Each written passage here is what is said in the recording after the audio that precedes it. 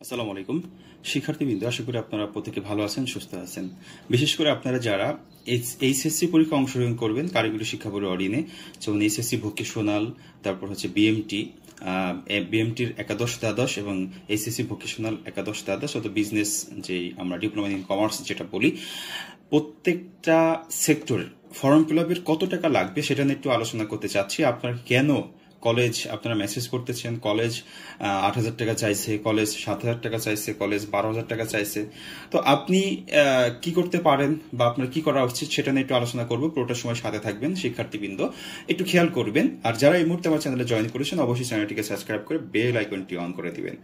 একটু খেয়াল করেন যে আমার এখানে একটু দেখতে পাচ্ছেন আপনি, এটা কারিগরি শিক্ষা বোর্ডের ওয়েবসাইট, এইচএসসি পর্যায়ে দেখেন লেখা আছে, এটা হচ্ছে 18/4 এইচএসসি ভোকেশনাল বিএমটি ও ডিপ্লোমা ইন কমার্স। আচ্ছা, আমরা একটু এই পুরোটা ইয়েতে যাই। দেখেন এটা হচ্ছে নোটিশ বোর্ড, যে দেখেন যে এইচএসসি বিএমটি ও এইচএসসি ভোক ও ডিপ্লোমা ইন কমার্স 2024-এর ফর্ম ফিল আপের বিজ্ঞপ্তি। দেখেন বিজ্ঞপ্তিতে কি বলছে। হ্যাঁ, এখানে কিছু নির্দেশনা দেওয়া আছে, এগুলো আপনারা অবশ্যই দেখছেন। প্রথম পর্ব, দ্বিতীয় পর্বের যেটা দেওয়া আছে, এখানে দ্বিতীয় বর্ষ অনিয়মিত পরীক্ষার্থীদের কি করতে হবে সেটাও এখানে লেখা আছে।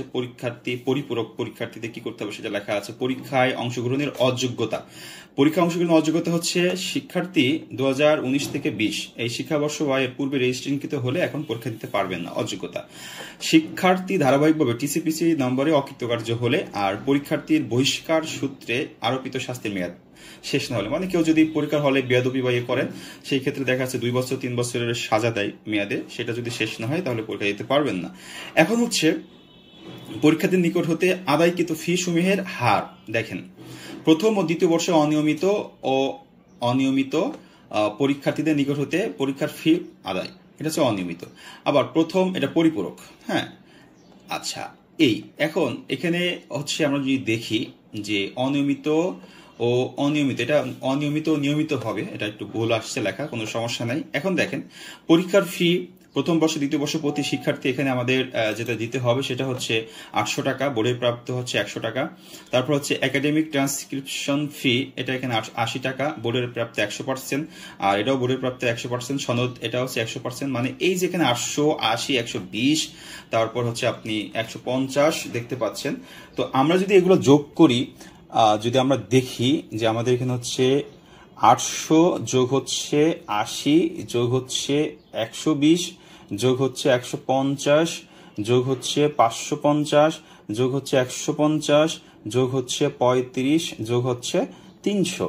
তো এই যে শুধু এই টাকাগুলা যেগুলো বোর্ড এই যে নির্দেশনা দিয়েছে, এই টাকাগুলো যদি যোগ করি তাহলে 2185 টাকা হয়।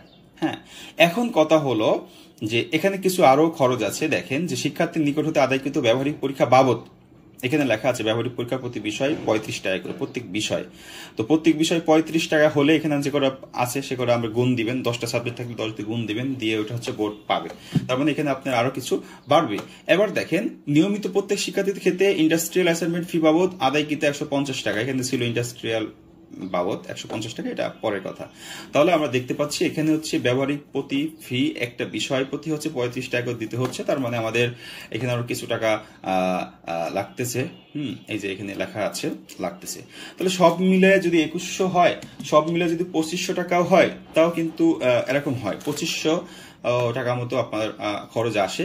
তো সেই ক্ষেত্রে দেখা যাচ্ছে আপনার কিছু কলেজ, এখানে আরো লেখা আছে পরিবেশগত সংশোধনী, এখানে আরো কিছু খরচ আছে। আপনার এখন কি সমস্যা হয়েছে যদি আপনি দেখেন এটা পরবর্তীতে, কিন্তু আপনার যে ফর্ম ফিল আপের মূল টাকাটা, এই মূল টাকাটা আমার মনে হয় সর্বোচ্চ 3000 টাকা হলেই হয়, সর্বোচ্চ 3000 থেকে 3500।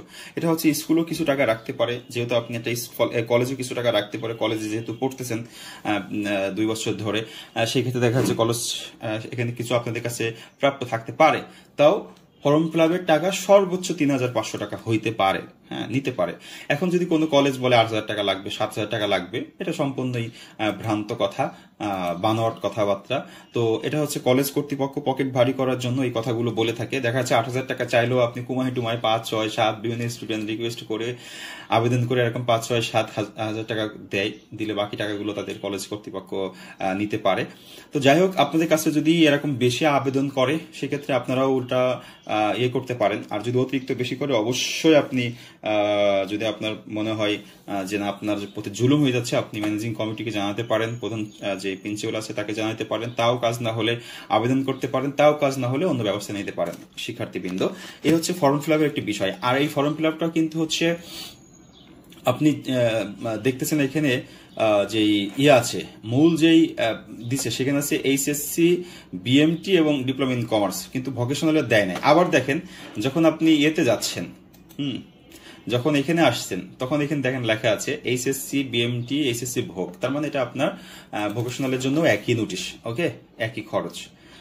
আশা করি বুঝতে পেরেছেন। সবার সুস্বাস্থ্য কামনা করছি এবং শেষ করছি। আল্লাহ হাফেজ।